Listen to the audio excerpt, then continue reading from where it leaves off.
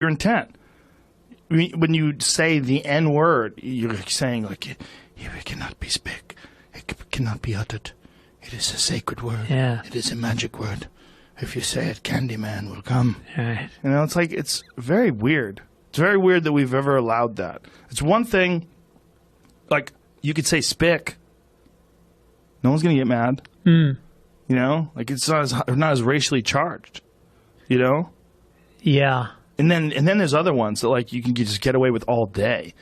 Like Irish ones or Italian Mick ones. Or Guido or... They don't give a fuck. Yeah. You can call me a Guido all day. I don't give a fuck. No one cares. No Shank one gets is mad a tough at that. one. They get very upset about Shank's Shank. rough. Yeah. Gook. How about Gook? That's a rough one. Oh, that's a really rough one. Yeah, but the N word, you won't say it. Look at you. Say it. Nigger. It's a charged word. Nothing happened. See, but if you and this idea that you cannot look at statistics, you cannot look at facts, and in your conversation with Ezra Klein rather, that's what I got, is that this is an ideological issue, and that it's almost like an impossible subject to breach. Yeah. Like, you can't even discuss the fact that certain races demonstrate low IQ, and then let's look at what could be the cause of those. Even discussing that somehow or another is so inherently racist that it must be ignored or must be silenced, and that you must first concentrate on all the various injustices that have been done to those people who have this lower IQ. Yeah. Well, let me just take a couple of minutes to this gene that black Africans have, like it's like a proclivity to violence that they have. MAOA gene. Yeah. I recommend people Google it and do their own research. It's like a big debate about whether or not, but basically like what it is it's, if you think about like, kind of white European, Asian ancestors, as we kind of moved out of Africa, like aggression and violence was kind of less necessary because we were like farmers and stuff. But right? God, is that really true though? I mean, you look at all the violence and murder and death that's been done by the military, and you think about how many people involved in the military are white and how many people making the decisions are white. I mean, ultimately, that's white people causing violence. True, but on like a large scale. So anyway, we can't go to there. So I go, you got to go to one where there's Planet of the Apes, man. We're going to go see Planet of the Apes. So I look on the iPhone app, and it says, okay, take me to this one. And the guy goes, okay. I go, is that in a good neighborhood? He's like, oh, yeah. Guy barely speaks English. He takes us there. We get out, and we're giggling. Oh, we're going to go see Planet of the Apes. We walk into Planet of the Apes. We walked into Africa, dude. We walked in the door, and there was no white people. There was no white people.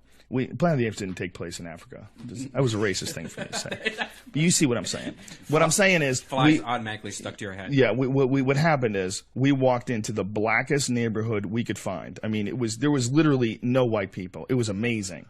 And everybody was super cool. It wasn't a negative experience. And this is something I wrote on Twitter, that we all went to see Planet of the Apes in a black neighborhood, an experience I highly recommend. Really? And all these fucking people started calling me a racist. I mean, dozens of Twitter people, dude, I didn't know you were racist. Fuck you. Like, black people were saying fuck you. I'm like, listen, man, I am saying it was a positive experience. Yeah, I said I highly recommend it. And it was a black neighborhood. And we get in there, right? And we're so giggly high. We're like, oh my God, we're so high. And then I realized, like, whoa, everyone's black here. Like, well, I mean, everyone's black here. This is crazy. And then a bunch of people recognize me and they start want to taking pictures. And it's all good. Everybody's cool and friendly. Cool as shit. Like, this guy goes, yo, man, where I know you from? I don't want to bother you, man. I'm not trying to use up your time. Where I know you from? I go, Fear Factor. I go, yeah, that's it. But it's the way he said it was like so cool. How many people and we're giggling. Oh, no one did the Smoke Rocks thing, but I took a lot of goddamn pictures. And like I said, super cool, super friendly. This is not a negative story. So then we go into the movie theater, right? It's me, Tommy, and like maybe there's another white person, maybe one other white person. Movie theater filled with black people, and they are having a good fucking time. And you know, people always complain that black people talk to the movie theater and talk to the screen. Yes, they do. Yes, they do. But it's good. It adds to the experience. Fucking yeah. If that's what you know, and like, so the way I felt, like, I'm like, look, I'm in their neighborhood. This is how they go to the movies. Who the fuck am I to be offended by how they like to go to the movies? They were at the movies, and I'm not saying all black neighborhoods do this, but this particular particularly black neighborhood, these people brought babies, bro. I mean, there's a lot of people with babies. Yeah, I mean, it wasn't just one. These people in front of us walked in and they had toddlers, like little 2-year-olds, sitting on their lap to see Planet of the fucking Apes at like 10:40.